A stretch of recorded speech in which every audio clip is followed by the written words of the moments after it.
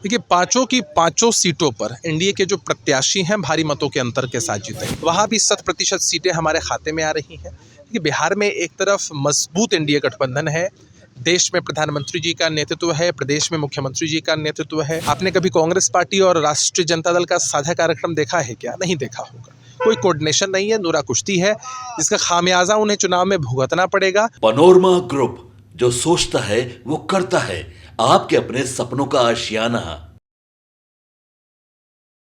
18वीं लोकसभा चुनाव शुरू हो चुका है। 3 चरण के चुनाव हो भी गए हैं और इन सब के साथ साथ एक बात तो स्पष्ट नज़र आ रही है कि इस बार लड़ाई कड़ी है। टक्कर की लड़ाई में कौन कितना आगे निकल पाएगा, ये बातें देखने लायक होगी। लेकिन इस बीच में आपको बता दें, दावे भी कई हो रहे हैं। इन्हीं दावों के बीच में जो इंटरनल स्ट्रेटजी है वो भी क्लियर नज़र आती है और कभी कभी तो बातों बातों में ये सारी चीज़ें खुल जाती है। नीतीश बाबू के प्रवक्ता हैं अभिषेक झा ने हमारे संवाददाता मुकेश के साथ बातचीत के दौरान कई बातों का खुलासा किया है। लेकिन बातों बातों में उन्होंने ये भी बता दिया है कि उनके लोग या उनका जो सर्वे रिपोर्ट है वो क्या बताता है, लालू प्रसाद को कितनी सीटें मिलेंगी।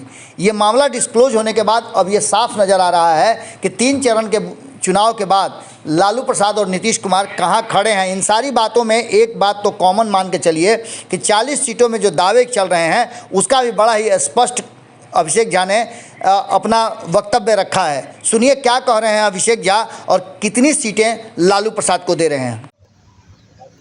कल तीसरे फेज का चुनाव था, 5 सीटों पर कैसे देखिए, पांचों की पांचों सीटों पर एनडीए के जो प्रत्याशी हैं भारी मतों के अंतर के साथ जीतेंगे। इससे पहले 2 चरणों में चुनाव हो चुके हैं, वहां भी 100% सीटें हमारे खाते में आ रही हैं। देखिए, बिहार में एक तरफ मजबूत एनडीए गठबंधन है, देश में प्रधानमंत्री जी का नेतृत्व है, प्रदेश में मुख्यमंत्री जी का नेतृत्व है, और दूसरी तरफ महागठबंधन के लोग हैं। आपने कभी कांग्रेस पार्टी और राष्ट्रीय जनता दल का साझा कार्यक्रम देखा है क्या? नहीं देखा होगा। कोई कोऑर्डिनेशन नहीं है, नूरा कुश्ती है, जिसका खामियाजा उन्हें चुनाव में भुगतना पड़ेगा। उनके प्रत्याशियों के पास जीतने की नहीं बल्कि जमानत बचाने की चुनौती है। क्या कहेंगे राष्ट्रीय जनता दल के लोग?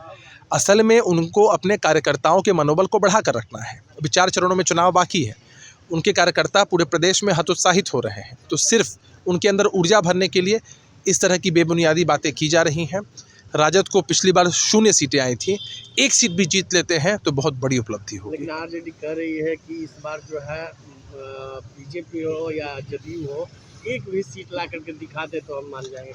हम एक भी सीट नहीं, उनको दिखाने के लिए हम चुनाव में नहीं जानते हैं।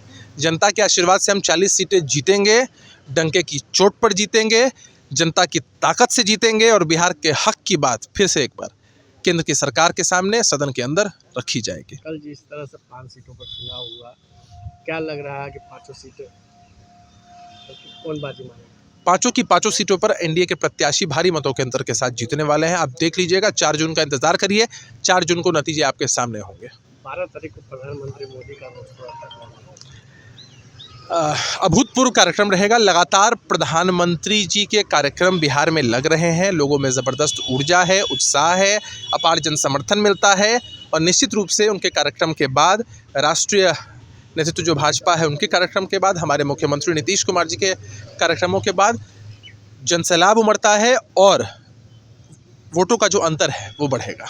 लेकिन कहा जा रहा है कि 5 सीट पर आरजेडी दावा ठोक रही है। अरे, राष्ट्रीय जनता दल के दावे खोखले हैं, ढकोसला है उनकी तरफ से। कार्यकर्ताओं को मनोबल को बढ़ाने के लिए इस तरह की बातें कहते हैं।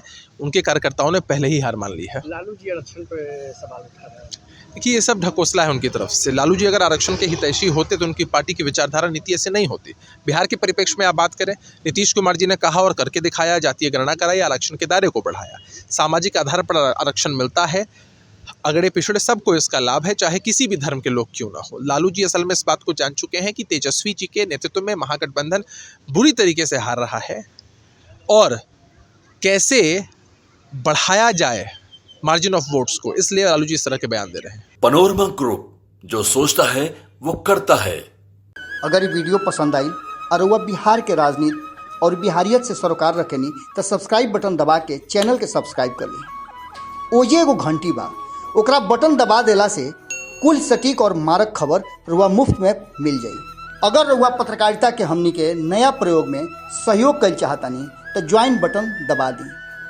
पेटीएम नंबर नोट कर लीं 9386816700। धन्यवाद।